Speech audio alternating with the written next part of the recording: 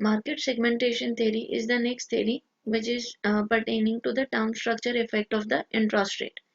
What it says that the market for different maturity bonds are completely separate and segmented. इसका मतलब है जो आपका पहला फैक्ट है जिसमें कि हमने ये कहा था कि हमारी जो theories हैं, interest rate on bonds of different maturities move together over time. तो हमारी मार्केट सेगमेंटेशन थ्योरी ने कहा कि net market for different maturity bonds are completely separate and segmented, they have no relationship with one another. तो इसका मतलब है आपका लो जो शॉर्ट टर्म इंटरेस्ट रेट है या शॉर्ट टर्म मेच्योरिटी वाला बॉन्ड है उसका लॉन्ग टर्म मेच्योरिटी से कोई ताल्लुक नहीं, और लॉन्ग टर्म मेच्योरिटी वाले बॉन्ड का शॉर्ट टर्म मेच्योरिटी वाले बॉन्ड से कोई ताल्लुक नहीं. तो आपकी दोनों मार्केट जो है वो सेपरेट और बिहेव कर रही हैं, आर सेगमेंटेड. जब इनका आपस में कोई रिलेशनशिप नहीं है तो ऑटोमेटिकली आपका फैक्ट वन जो है वो मार्केट सेगमेंटेशन थ्योरी जो है वो उसको डिनाई कर रही है. Now the interest rate for each bond with a different maturity is then determined by the supply of and demand for that bond with no effects from expected returns on other bonds with other maturities. Market segmentation theory कहती है कि supply and demand of that particular bond decide करती है कि उसका interest rate क्या होगा. उसके इंटरेस्ट रेट को डिफाइन करने के लिए कोई फर्क नहीं पड़ता कि अदर मेच्योरिटी का बॉन्ड कितना इंटरेस्ट रेट कैरी कर रहा है या उसका क्या सप्लाई और डिमांड का मैकेनिज्म है. आपका जो पर्टिकुलर जैसे हमने अभी प्रीवियस एग्जांपल डिस्कस की थी कि 1 ईयर का बॉन्ड और 2 ईयर का बॉन्ड कैसे कोरिलेट कर रहे थे, तो मार्केट सेगमेंटेशन थ्योरी कहती है कि 1 ईयर बॉन्ड के इंटरेस्ट रेट का कोई रिलेशनशिप नहीं है उस सेकेंड ईयर बॉन्ड के साथ. तो इसका मतलब ये हुआ कि अगर आपकी एक्सपेक्टेशन थ्योरी फॉलो कर रही थी परफेक्ट सब्स्टिट्यूशन के एजम्पशन को, तो आपकी मार्केट सेगमेंटेशन थ्योरी जो है नॉट परफेक्ट सब्स्टिट्यूट के एजम्पशन को फॉलो करेगी. और मार्केट सब्स्टिट्यूट सेगमेंटेशन थ्योरी कहती है कि आपके बॉन्ड्स का आपस में कोई रिलेशनशिप नहीं होता. प्रेफरेंस ऑफ इन्वेस्टर डिफाइन करता है कि आप कौन सा बॉन्ड जो है वो परचेज करना चाहते हो. जो आपकी प्रेफरेंस या चॉइस होगी उसके मुताबिक आपके बॉन्ड का इंटरेस्ट रेट उस मार्केट में प्रिवेल करेगा. Risk related to debt investment period define करेगा कि आपके बॉन्ड का इंटरेस्ट रेट कितना होगा. ठीक है. Market segmentation theory says that the two factors which are relating to the interest rate are first the preference of investor कि investor किस किस्म की इन्वेस्टमेंट करना चाहता है. कि से फॉर एग्जांपल अगर आप ये चाह रहे हो कि अगर कोई elder person or a senior citizen wants to save the rupees for his or her children, तो वो क्या करता है कि वो लॉन्ग टर्म इन्वेस्टमेंट करता है, सेविंग बॉन्ड्स या ऐसी कोई चीज परचेज कर लेता है कि मुझे आफ्टर 10 और 12 और 15 ईयर्स जब मेरा जो चाइल्ड है वो पढ़ने के लिए या उसके बिजनेस के लिए मुझे जरूरत पड़ेगी तो मैं इसको मेच्योर करवा लूँ. तो अब जब उसकी पर्टिकुलर प्रेफरेंस ही लॉन्ग टर्म है तो उसको कोई फर्क नहीं पड़ता कि शॉर्ट टर्म बॉन्ड का एक्सपेक्टेड रिटर्न या इंटरेस्ट रेट कितना है, क्योंकि उसकी प्रेफरेंस में लॉन्ग टर्म है ना, इसलिए वो लॉन्ग टर्म को परचेज करेगी. Second thing is risk related to debt investment period decide करता है कि उसका इंटरेस्ट रेट कितना होगा. हमने कहा higher the risk higher the return, तो जितना ज्यादा लॉन्ग टर्म होता जाएगा बॉन्ड उसके साथ risk associated with that bond increase करता जाएगा और उतना ही ज्यादा उसका इंटरेस्ट रेट बनता जाएगा. तो कोई मार्केट सेगमेंटेशन थ्योरी कहती है कि आपके पास प्रेफरेंस ऑफ इन्वेस्टर और risk related to debt investment period decide करता है कि आपके बॉन्ड का इंटरेस्ट रेट क्या होगा. तो जब आपके बॉन्ड का इंटरेस्ट रेट ही डिसाइड आपकी प्रेफरेंस या इन्वेस्टर की प्रेफरेंस के अकॉर्डिंगली हो रहा है, तो आपका जो सेकंड फैक्ट था कि आपका शॉर्ट टर्म इंटरेस्ट जो है वो अपवर्ड स्लोपिंग होता है जब वो लो होता है और जब वो हाई हो जाता है तो वो डाउनवर्ड स्लोपिंग हो रहा होता है, तो ये वाला फैक्ट भी आपकी मार्केट सेगमेंटेशन थ्योरी ने डिनाई कर दी. Now come to the third fact which is yield curve usually tend to slope upward. अब इस वाली इफेक्ट का क्या मतलब है कि आपकी जो यील्ड कर्व मूव हो रही होती है वो नॉर्मली मार्केट सेगमेंटेशन थ्योरी कहती है कि वो अपवर्ड स्लोपिंग होती है. उसकी रीजन क्या देती है, that demand for long term bond is lower than that of short term bond because of less interest rate risk. So the long term bonds have lower prices and thereafter higher interest rates, which keeps the slope upward.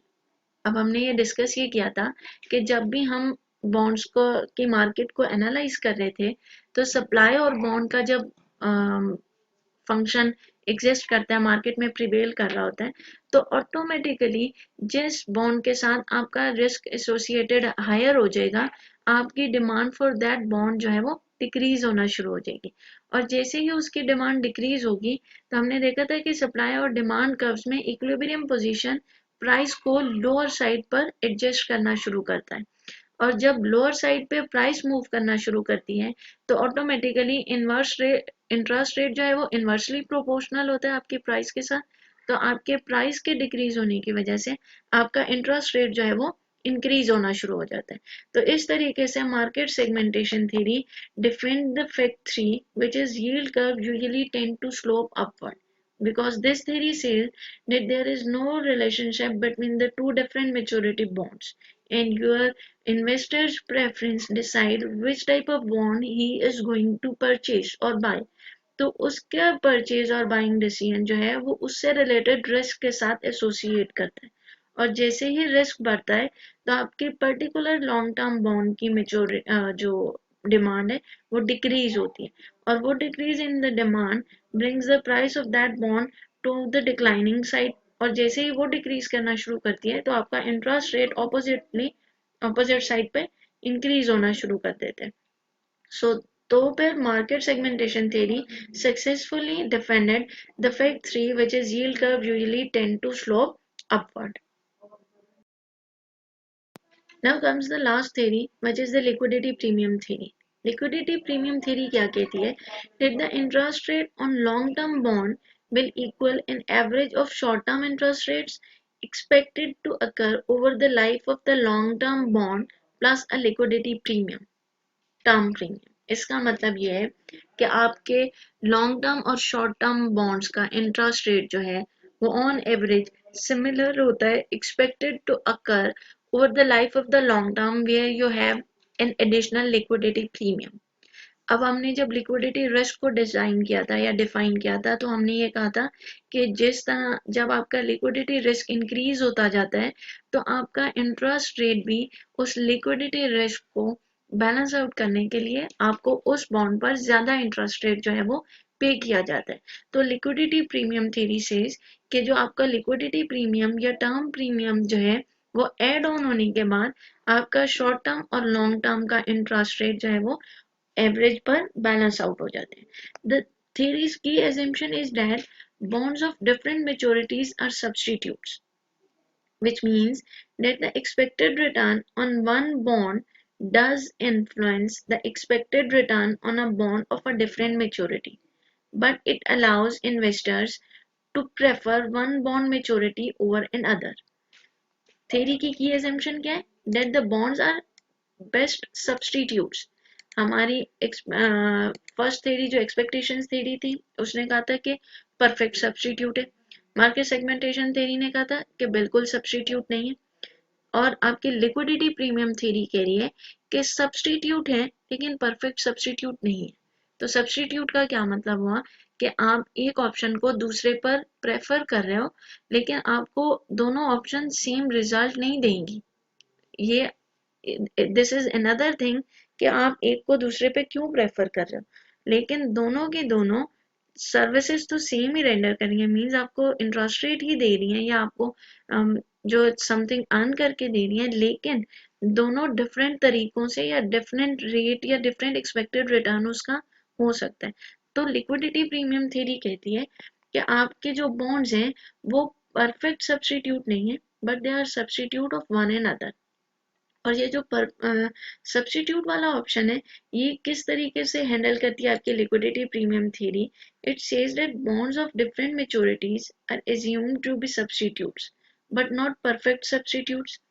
Investors tend to prefer shorter term bonds because these bonds bear less interest rate risk. ठीक है, हम normally हमारे investor जो हैं वो short term borrowing की तरफ जाते हैं, क्योंकि शॉर्ट टर्म बॉन्ड्स की तरफ जाते हैं क्योंकि वो उनके साथ इंटरेस्ट रेट जो रिस्क है वो लेस एसोसिएट करते हैं। For these reasons investors must be offered a positive liquidity premium to induce them to hold long term bonds. तो क्या हुआ कि आपने लिक्विडिटी प्रीमियम अटैच किया अपने लॉन्ग टर्म के बॉन्ड के साथ, ताकि आप दोनों में एक सर्टेन लेवल का जो बैलेंस है वो मेंटेन कर सके, कि आपके इन्वेस्टर्स दोनों में से किसी एक को चूज कर सके। लेकिन परफेक्ट सब्स्टिट्यूट नहीं है, क्योंकि दोनों के दोनों सेम रिटर्न जो है वो आपको नहीं दे रहे। तो इस थ्योरी की assumption ने एक चीज बताई कि आपका शॉर्ट टर्म जो है वो less interest rate risk carry कर रहा होता है, इसलिए वो नॉर्मली प्रेफर्ड होता है। लेकिन आप लॉन्ग टर्म के साथ जब इंटरेस्ट रेट रिस्क ऐड कर देते हो, तो ऑटोमेटिकली आप उसके साथ लिक्विडिटी प्रीमियम को अटैच करते हो। अब हमने जब लिक्विडिटी रिस्क को डिस्कस किया था, तो हमने कहा था कि लिक्विडिटी रिस्क में हाईली लिक्विड होता है, जो short term bonds normally highly liquid होते हैं, तो highly liquid bond will carry the low interest rate, whereas your less liquid bond will carry the higher interest rate. Reason being कि वो liquidity के जो risk को carry करता है, risk pertain करते हैं, इसलिए उनको उसके against में जो privilege मिल रहे हैं या एक additional service मिल रही है, वो आपको higher interest rate की मिल रही है। ठीक है, तो जैसे ही आपको आपका इंटरेस्ट रेट का डिफरेंस क्रिएट हुआ, तो जो बॉन्ड लेस लिक्विड था उसको हायर इंटरेस्ट रेट पे किया in comparison of the bond which is highly liquid. तो ये जो इंटरेस्ट रेट का डिफरेंस होगा, this is what we have already discussed कि लिक्विडिटी प्रीमियम होगा। और ये लिक्विडिटी प्रीमियम आपके लॉन्ग टर्म बॉन्ड्स के साथ अटैच किया जाता है, ताकि आपके इन्वेस्टर्स को शॉर्ट टर्म बॉन्ड और लॉन्ग टर्म बॉन्ड में एक सर्टेन बैलेंस नजर आए, और वो दोनों तरह की इन्वेस्टमेंट्स जो है वो कैरी कर सके। नाउ डिस्कस के long term liquidity premium theory किस तरीके से तीनों फैक्ट्स को डिफेंड करती है। First one is interest rate on bonds but different मैच्योरिटीज move together. वो तो सिमिलर हो गया ना कि आपके शॉर्ट टर्म बॉन्ड्स का इफेक्ट लॉन्ग टर्म पे भी जा रहा है और लॉन्ग टर्म का शॉर्ट टर्म पे भी जा रहा है, उसकी वजह से हमने लिक्विडिटी प्रीमियम को अटैच किया ताकि हम दोनों को इंटर रिलेट कर सके। Second thing is when short term interest rates are lower, तो वो ऑटोमेटिकली हाई की तरफ मूव करना शुरू करते हैं। जिस तरह अगर इंटरेस्ट रेट शॉर्ट टर्म का लो होगा, तो आपकी डिमांड को लॉन्ग टर्म बॉन्ड की डिमांड को इफेक्ट करेगा और इसकी डिमांड कम होगी। जैसे इसकी डिमांड कम होगी, तो आपकी एक न्यू इक्विलिब्रियम प्राइस सेट होगी और लोअर प्राइस पर आपको हायर इंटरेस्ट रेट जो है वो दोबारा से मिलना शुरू हो जाएगा। तो सेकेंड फैक्ट भी आपका डिफाइन हो गया। Third fact is yield curve usually tend to slope upward. अब इस जो ये जो यील्ड कर्व है, ये usually tend to slope upward की थ्योरी फैक्ट को ये थ्योरी किस तरीके से डिफेंड करती है, कि हमारे पास ये ग्राफिकल रिप्रेजेंटेशन को चेक करें। तो expectation theory says that there is no difference between the interest rates, whereas your liquidity theory says that जैसे जैसे आपका पॉजिटिव रिस्क प्रीमियम जो है, आपकी लिक्विडिटी रिस्क इंक्रीज होता जाएगा, आपका रिस्क प्रीमियम भी इंक्रीज होता जाएगा। Increase in its liquidity risk will raise the risk premium. तो ये ग्राफिकल रिप्रेजेंटेशन भी सिमिलर थिंग शो कर रही है कि जैसे जैसे लिक्विडिटी रिस्क इंक्रीज होता जाएगा, आपका लिक्विडिटी प्रीमियम जो है वो इंक्रीज होता जाएगा। सिमिलरली जैसे ही आपके लॉन्ग टर्म बॉन्ड की मैच्योरिटी इंक्रीज होती जाएगी, उससे एसोसिएटेड आपका लिक्विडिटी रिस्क इंक्रीज होता जाएगा और उस रिस्क से एसोसिएटेड आपकी लिक्विडिटी प्रीमियम जो है, इंटरेस्ट रेट का गैप जो है वो इंक्रीज होता जाएगा। तो आपका जो फैक्ट 3 है वो क्या कह रहे हैं कि yield curve usually tend to slope upward. उसकी रीजन ये है कि जैसे ही गैप या मेच्योरिटी गैप बढ़ता जाएगा, आपका लिक्विडिटी प्रीमियम बढ़ता जाएगा और वो ऑटोमेटिकली आपकी स्लोप को अपवर्ड स्लोपिंग जो है वो कैरी करता रहेगा। Now these are the three theories which are associated with the term structure effect of the interest rate: the expectations theory, market segmentation theory, and the liquidity premium theory. Please go through the slides properly in order to have the better understanding of the term structure effect of interest rates.